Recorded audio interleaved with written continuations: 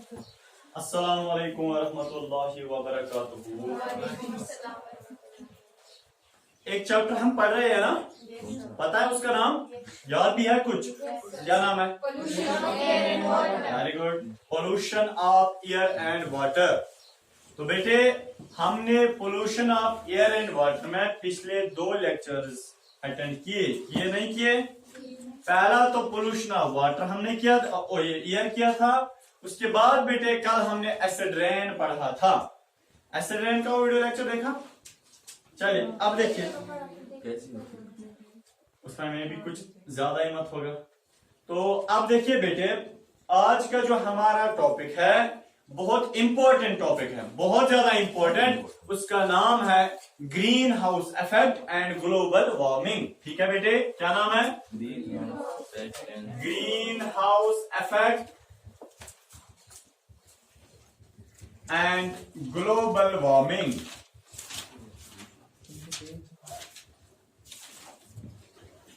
क्या मीनिंग है इस चीज की, green house effect and global warming? जब मकान ग्रीन होता है, उस पे जब कोई इफेक्ट होता है, उसको हम ग्रीन हाउस इफेक्ट बोलते हैं। ठीक है, क्लियर हो गया? हो गया क्लियर? जब घर ग्रीन होता है, ठीक है, उस पे ऊपर जब इफेक्ट कुछ होता है, ठीक है, उसको हम ग्रीन हाउस इफेक्ट बोलते हैं। जैनब जी क्लियर हो गया? यही है ग्रीन हाउस इफेक्ट।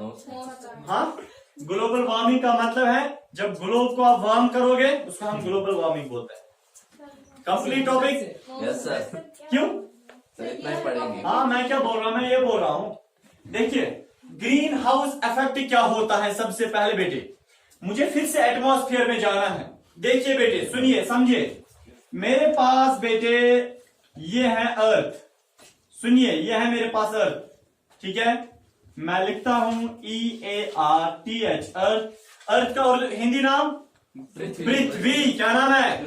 सारे बोलो, जोर से बोलो, पृथ्वी। अर्थ का नाम है पृथ्वी। देखिए बेटे, हमें इतना भी पता है कि अर्थ के ऊपर से साइड में बेटे एक गैसेस की एक लेयर होती है, जिस गैसेस की लेयर को हम एटमॉस्फेयर बोलते हैं या एयर बोलते हैं? हम एयर बोलते हैं या एटमॉस्फेयर बोलते हैं? समझे बेटे, ये एटमॉस्फेयर मेरे बेटे 300 किलोमीटर तक होता है।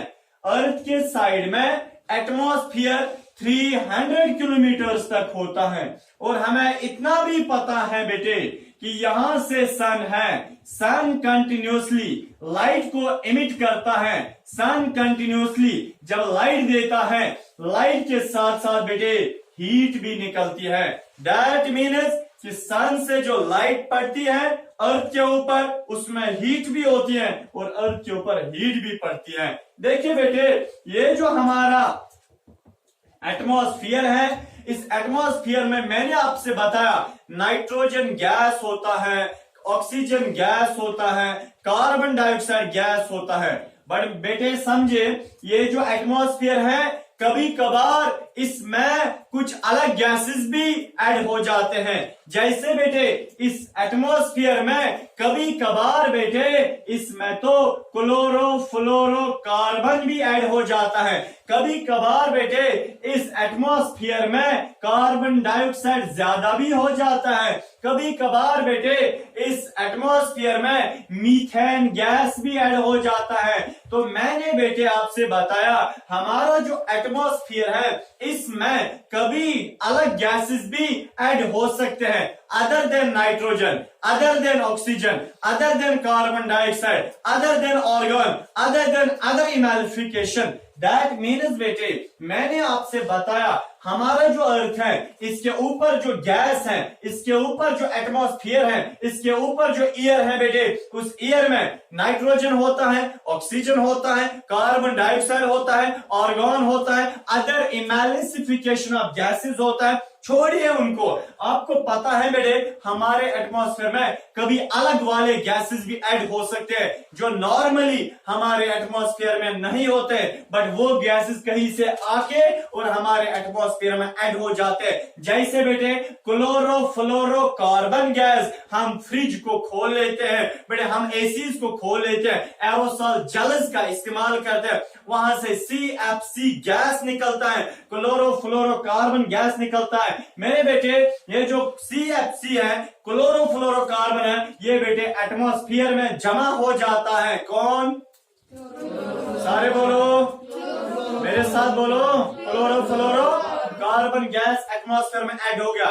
सर इफेक्ट क्या होता है इसका, यूज क्या होता है इसका, मैं बताता हूं बेटे। और दूसरा गैस बेटे कार्बन डाइऑक्साइड, सर नेचुरली होता है हमारे एटमॉस्फेयर में, फिर आपने क्यों लिखा कभी ऐड हो जाता है? मेरा मतलब है मेरे बेटे कि नॉर्मली हमारे एटमॉस्फेयर में 0.032% कार्बन डाइऑक्साइड होता है एटमॉस्फेयर में। बट अगर बेटे हमने लकड़ी को ज्यादा जलाया, अगर बेटे हमने कार्बन कोल को ज्यादा जलाया, अगर बेटे हमने पेट्रोलियम को ज्यादा जलाया, अगर बेटे हमने किसी अदर सब्सटेंस को ज्यादा जलाया, ठीक है बेटे, वहां से धुआं निकलता है, वो धुआं एटमॉस्फेयर में जमा होता है और कार्बन डाइऑक्साइड की लेवल बढ़ जाती है। क्योंकि नेचुरली ये कितना होता है एटमॉस्फेयर में, 0.032%। आज अब जब हमने लकड़ी को जलाया, जब हमने फैक्ट्रीज में किसी कोल को जलाया, जब हमने गाड़ियों में बेटे डीजल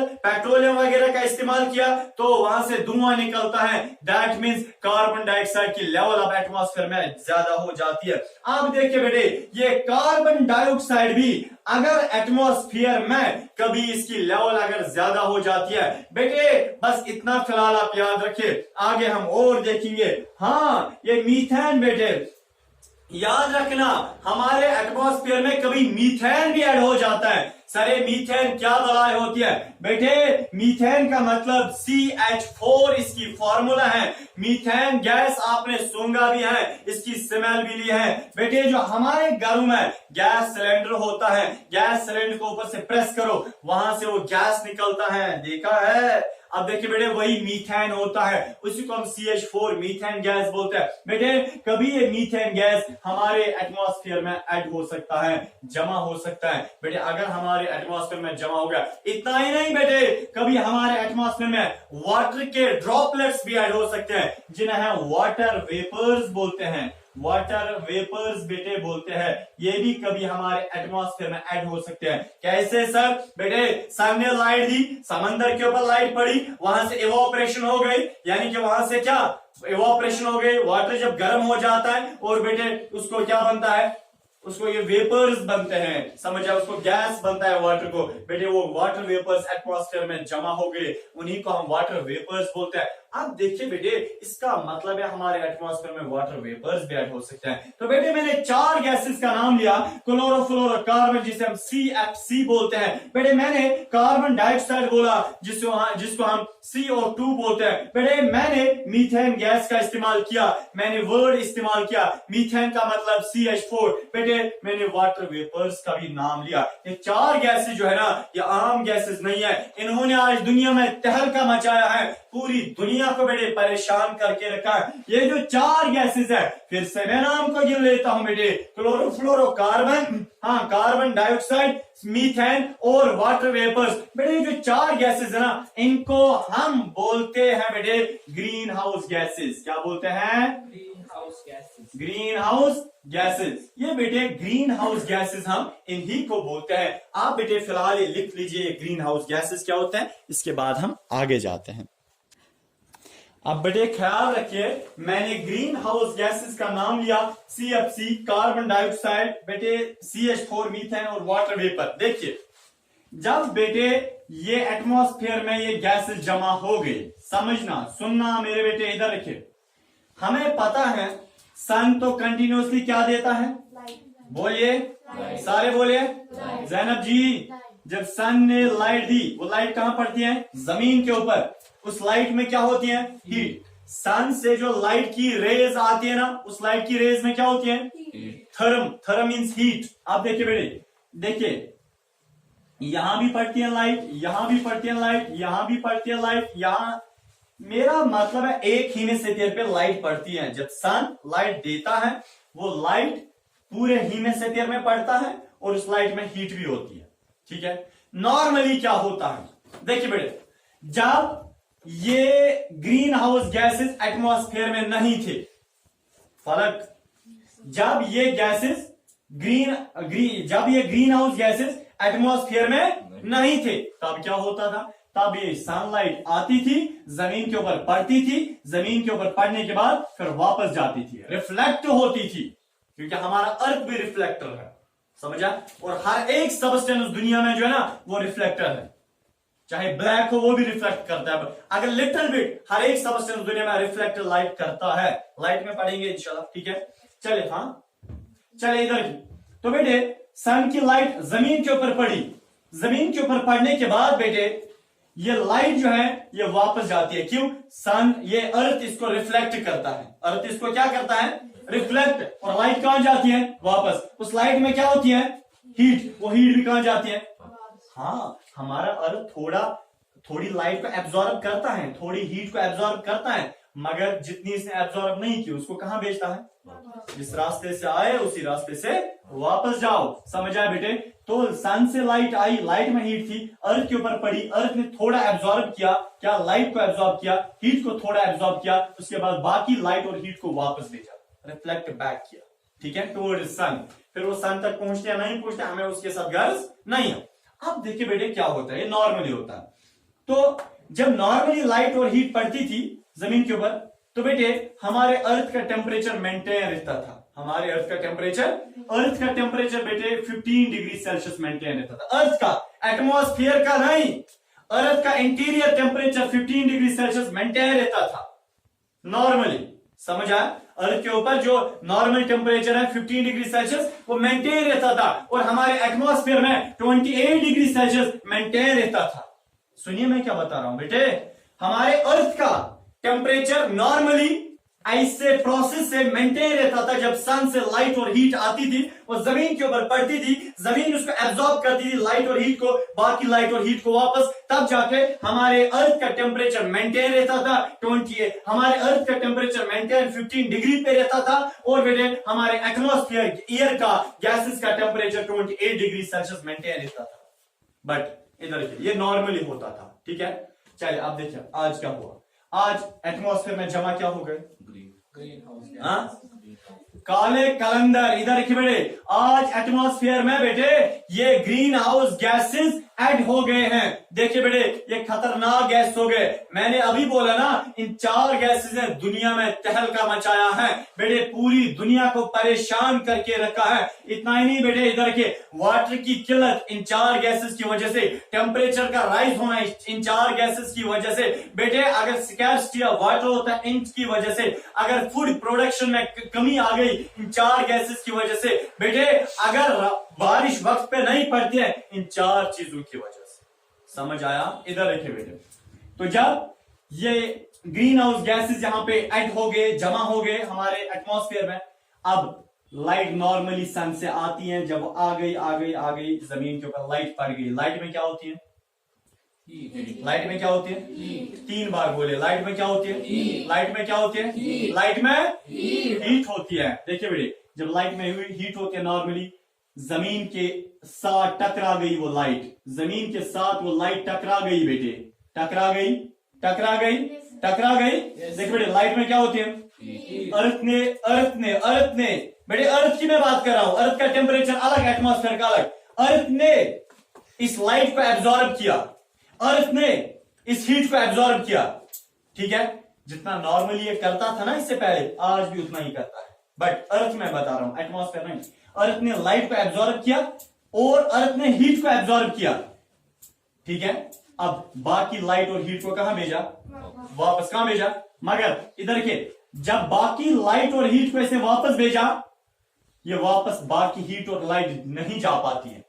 मेरा मतलब है सन ने लाइट और हीट को दिया, अर्थ के साथ वो टकरा गया, अर्थ ने थोड़ी लाइट को एब्जॉर्ब किया, थोड़ी हीट को एब्जॉर्ब किया, और बाकी लाइट जो ही उसने वापस भेजने की कोशिश की अर्थ ने बेटे, बट हमारे एटमॉस्फेयर में काले कलंदर बैठे हैं, हमारे एटमॉस्फेयर में ग्रीन हाउस गैसेस बैठे हैं बेटे, उन ग्रीन हाउस गैसेस जो है ना वो जो हमने वापस लाइट भेजी ना, जो हमने रिफ्लेक्टेड लाइट और हीट को वापस भेजा बेटे, उस रिफ्लेक्टेड लाइट और हीट को वापस नहीं भेजा जाता है। कौन? जो आज हमारे एटमॉस्फेयर में ग्रीन हाउस गैसेस यानी कि बैठे हैं बेटे, वो ग्रीन हाउस गैसेस। इस देखिए, जब लाइट यहां पे आई, लाइट यहां पे सन से अर्थ के ऊपर पड़ी, अब इसको वापस भी जाना है बेटे। जो ये वापस जाने की कोशिश करता है, लाइट वापस जाने की कोशिश करता है, मगर ये लाइट वापस नहीं जा पाती है, ये हीट वापस नहीं जा पाती है। रीजन ये है क्योंकि हमारे एटमॉस्फेयर में कुछ ऐसी चीजें हैं, कुछ ऐसे गैसेस हैं जो इस हीट और लाइट को वापस भेजने यानी कि जाने नहीं देते हैं। क्योंकि बेटे अब वो जो गैसेस है वो क्लोरोफ्लोरोकार्बन है, क्लोरोफ्लोरोकार्बन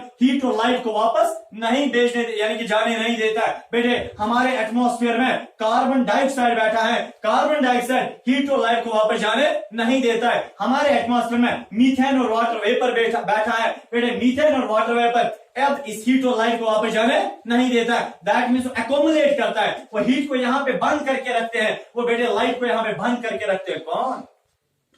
बताए ना, ग्रीन हाउस गैसेस। किसको बंद करके रखते हैं? हीट और लाइट को, जो कहां से आई थी और उसके बाद कहां पे पड़ी थी, और जब वो अर्थ से वापस जाने की कोशिश उसने की, किसने? लाइट और हीट ने। बट वो कहां पे फंस गई? वापस जाते जाते वो एटमॉस्फेयर में फंस गई। क्यों फंस गई? क्योंकि किसने ट्रैप करके रखा? ग्रीन हाउस गैसेस ने। ठीक है बेटे, याद रखना, सन से जब लाइट आती है, अर्थ के ऊपर पड़ती है, और अर्थ के बाद जब वो लाइट और हीट वापस जाने की कोशिश करता है, बट जब उसको बंद किया जाता है एटमॉस्फेयर में बाई ग्रीन हाउस गैसेस, इस फेनोमेना को हम ग्रीन हाउस इफेक्ट बोलते हैं। क्या बोलते हैं बेटे? सारे बोलिए। इस फेनोमेना को बेटे हम ग्रीन हाउस इफेक्ट बोलते हैं। तो हम बता सकते हैं ग्रीन हाउस इफेक्ट ये बेटे एक फेनोमेना होता है जब सन से लाइट और हीट आती है, जमीन के ऊपर पड़ती है, जमीन से वो टकरा के वापस आती है, बट एटमॉस्फेयर में कुछ ऐसे गैसेस होते हैं जिन्हें हम ग्रीन हाउस गैसेस बोलते हैं। ये ग्रीन हाउस गैसेस वापस जाने नहीं देते, बल्कि ट्रैप करके रखते हैं उस लाइट और हीट को। बेटे इस फेनोमेना को हम ग्रीन हाउस इफेक्ट बोलते हैं। तो ग्रीन हाउस इफेक्ट बेटे क्या होता है? जब ग्रीन हाउस गैसेस एटमॉस्फेयर में प्रेजेंट होते हैं, वो सन से आई हुई लाइट और हीट को वापस फिर जाने नहीं देते हैं। बेटे इस चीज को हम ग्रीन हाउस इफेक्ट बोलते हैं। क्या बोलते हैं? सारे बोलिए। ग्रीन हाउस इफेक्ट बोलते हैं। अब बेटे हम देखेंगे ग्लोबल वार्मिंग क्या होता है। चलिए बेटे अब हम देखेंगे ये ग्लोबल वार्मिंग क्या होता है। देखिए ग्रीन हाउस इफेक्ट समझ आया? Yes sir. तो बेटे लाइट का खाली फंस जाना एटमॉस्फेयर में बाय ग्रीन हाउस गैसेस, इस चीज को हम ग्रीन हाउस इफेक्ट बोलते हैं। समझ आ? अब ग्रीन मकान पे इफेक्ट होना समझ आया?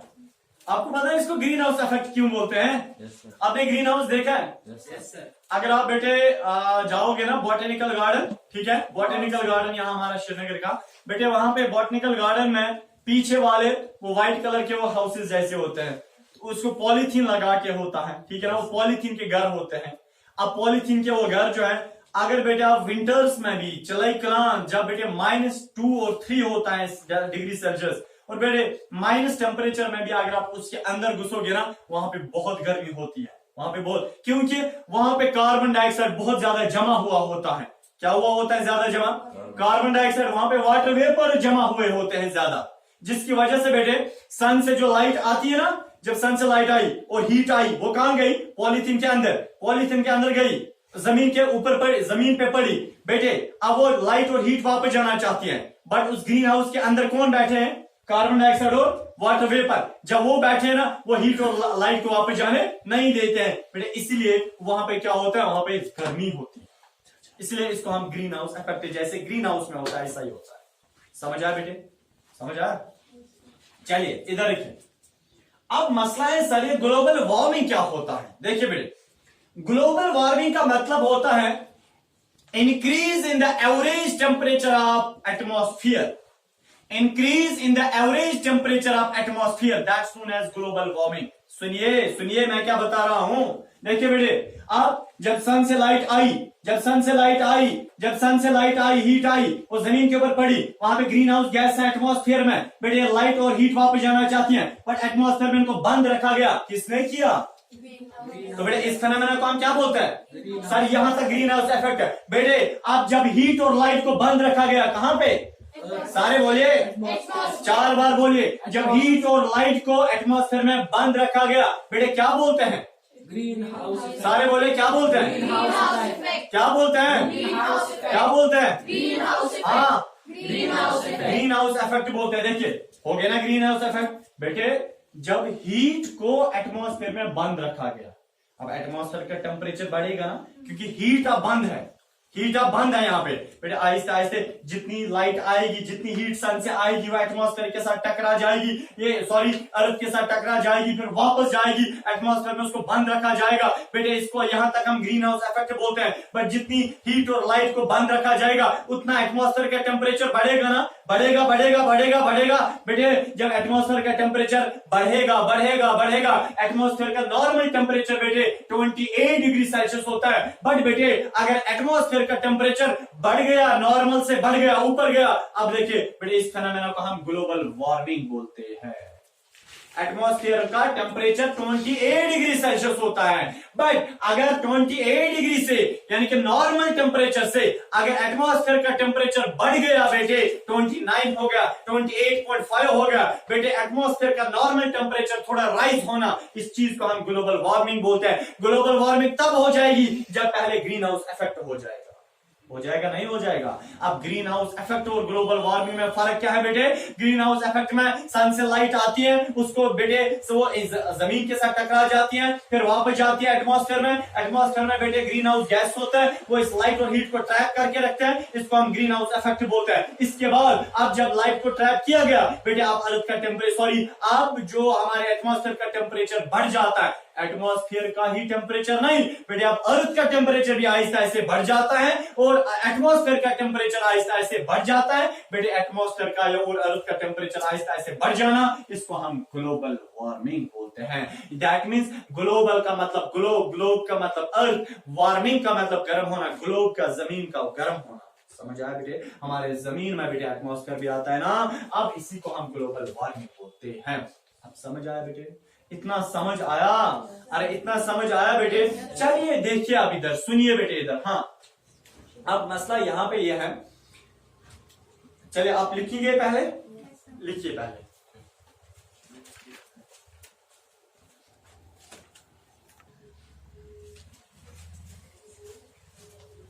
देखिए बेटे, इस ग्लोबल वार्मिंग से बेटे, ग्लोबल वार्मिंग से जब अर्थ का टेम्परेचर बढ़ गया, एटमॉस्फेयर का टेम्परेचर ज्यादा हो गया, मैंने आपको बेटे एक चैप्टर में आपको समझाया है conservation of plants and animals. उस वक्त मैंने आपको बताया है हमारे अर्थ के ऊपर ग्लेशियर्स भी होते हैं, स्नो माउंटेन्स होते हैं, ग्लेशियर भी होते हैं, और जो हमें पूरे साल सप्लाई करते हैं वाटर। बेटे याद रखना, अब जब एटमॉस्फेयर गर्म हो गया, जब जमीन गर्म हो गई, जिसे हम ग्लोबल वार्मिंग बोलते हैं बेटे, जब जमीन गर्म हो गई, इसका इफेक्ट पूरी दुनिया पे होता है। क्या इफेक्ट मतलब? इसका यानी कि इल इफेक्ट। एटमॉस्फेयर का टेम्परेचर बेटे नहीं बढ़ना चाहिए नॉर्मल से, अर्थ का टेम्परेचर नहीं बढ़ना चाहिए नॉर्मल से। आपको पता है दुनिया में बहुत किस्म के लिविंग थिंग्स खत्म हो गए, एक्सटिंक्ट हो गए ड्यू टू ग्लोबल वार्मिंग। वो बेटे बर्दाश्त नहीं कर सकते हैं ज्यादा टेम्परेचर। बेटे याद रखना, जमीन के ऊपर बहुत किस्म के लिविंग थिंग्स, बहुत किस्म की स्पीशीज खत्म हो गई, क्योंकि बेटे वो टेम्परेचर को बर्दाश्त नहीं कर सकते हैं अगर बढ़ेगा। समझ आया बेटे? अब देखिए क्या इफेक्ट होता है बेटे, याद रखना। अब जब ग्लोबल यानी कि जब एटमॉस्फेयर गर्म हो गया, ये गर्मी स्नो के माउंटेन्स, ग्लेशियर्स को भी लगती है। जैसे मैं आपको एग्जांपल देता हूं, गंगोत्री ग्लेशियर सुना है? गंगोत्री ग्लेशियर सुना है बेटे? अब देखिए गंगोत्री ग्लेशियर जो है वो बहुत मेल्ट हो चुका है। रीजन यह है ग्लोबल वार्मिंग की वजह से। बेटे वो पूरे यानी कि हिंदुस्तान को वाटर सप्लाई करता था, अब वो आज मेल्ट होने लगा है। अब देखिए बेटे इसी तरह और भी ग्लेशियर जो है, उनको जब एटमॉस्फेयर की हीट मिलती है, क्योंकि अब एटमॉस्फेयर गर्म है, उनको जब एटमॉस्फेयर की हीट मिलती है वो मेल्ट हो जाते हैं। मेल्ट इससे क्या होता है बेटे? फ्लड्स आते हैं। क्या आते हैं बेटे? इससे फ्लड्स आते हैं। फ्लड से सॉइल एरोजन होता है, सॉइल एरोजन से डिफॉरेस्टेशन होता है। बेटे जब डिफॉरेस्टेशन हो गई फिर क्या होता है? डेजर्टिफिकेशन होता है। जब डेजर्टिफिकेशन हो गया बेटे उसके बाद ड्रॉट्स आते हैं। क्या आते हैं? ड्रॉट्स। और बेटे आपको पता है इस ग्लोबल वार्मिंग से क्या हुआ? ग्लोबल वार्मिंग से बेटे वाटर साइकिल भी मेंटेन नहीं रहता है, वक्त पे बारिश भी नहीं पड़ते हैं। इसीलिए बेटे आपको पता है परसों जो बारिश हुई हमारे जम्मू एंड कश्मीर में, लगभग बेटे 4 महीनों के बाद बारिश हुई। इसका मतलब यह है कि यहाँ पे ग्लोबल वार्मिंग बहुत ज्यादा है। इस साल का टेम्परेचर देखिए, इस साल का अगस्त का टेम्परेचर पिछले 10 सालों में ऐसा टेम्परेचर नहीं देखा है बेटे, 35.5 डिग्री सेल्सियस। इसका मतलब है बेटे क्या पिछले 10 सालों में ग्लोबल वार्मिंग हो गई है। हाँ, ग्लोबल वार्मिंग का मतलब है हमारे यहाँ कश्मीर के एटमॉस्फेयर में बेटे कार्बन डाइऑक्साइड की लेवल ज्यादा हो गई है। इसका मतलब है हमारे यहाँ कश्मीर के एटमॉस्फेयर में CFC बेटे और मीथेन और वाटर वेपर की लेवल ज्यादा हो गई है, इसलिए एटमॉस्फेयर गर्म हो गया है। इसलिए बेटे यहाँ पे वाटर साइकिल डिस्टर्ब है, इसीलिए फ्लड्स भी आ जाते हैं क्योंकि ग्लेशियर्स मेल्ट होने लगे। चलिए बेटे कोयोतो एक कमिटी है, KYOTO, कोयोतो, ठीक है ना? ठीक है बेटे, कोयोतो एक तंजीम है, एक कमिटी है, ठीक है? कोयोतो कमिटी वो बोलते हैं हम इस ग्लोबल वार्मिंग को कैसे कंट्रोल करें। कोयोतो एक तंजीम होती है लोगों की हिंदुस्तान में बेटे, वो लोगों की एक एसोसिएशन है, ठीक है? एक तंजीम है, एक कमिटी है, वो बताते हैं ग्लोबल वार्मिंग को हम कैसे कंट्रोल करें, क्योंकि इस ग्लोबल वार्मिंग ने पूरी दुनिया में तहलका मचाया है। टेम्परेचर बहुत राइज हो गया है बेटे और वाटर साइकिल डिस्टर्ब हो गया है, ग्लेशियर्स मेल्ट होने लगे, फ्लड ज्यादा आते हैं बेटे। अब यही कोयोतो कमिटी क्या बोलती है कि हम इस ग्लोबल वार्मिंग को कैसे कंट्रोल करें। वो बोलते हैं ग्लोबल वार्मिंग को अगर कंट्रोल कर रहे हैं आपको ग्रीन हाउस इफेक्ट पहले कंट्रोल करना है। ग्रीन हाउस इफेक्ट तब कंट्रोल हो जाएगा जब आप ग्रीन हाउस गैसेस को रिड्यूस करोगे बेटे। वो कोयोतो कमिटी बोलते हैं ग्रीन हाउस गैसेस CFC का और मीथेन का और कार्बन डाइऑक्साइड का ज्यादा इस्तेमाल ना करें। इसका मतलब है वो बताते हैं लकड़ी को ज्यादा ना जलाएं, CNG कंप्रेसर नेचुरल गैस को ज्यादा जलाओ, वहां से धुआं नहीं निकलता है, जब धुआं नहीं निकलेगा ग्रीन हाउस गैस नहीं बनेगा, ठीक है बेटे। और वो बोलते हैं CFC क्लोरोफ्लोरोकार्बन जो है इसको बेटे इस्तेमाल ज्यादा ना करें। अगर ज्यादा इस्तेमाल ना करोगे एटमॉस्फेयर में ज्यादा जमा नहीं हो जाएगा, जब ज्यादा जमा नहीं हो जाएगा ग्रीन हाउस इफेक्ट और ग्लोबल वार्मिंग नहीं हो जाएगी। समझ आया बेटे? समझ आया इतना? तो ये था क्या? Green house effect and global warming. इंशाल्लाह नेक्स्ट लेक्चर में हम देखेंगे वाटर पोल्यूशन, ठीक है?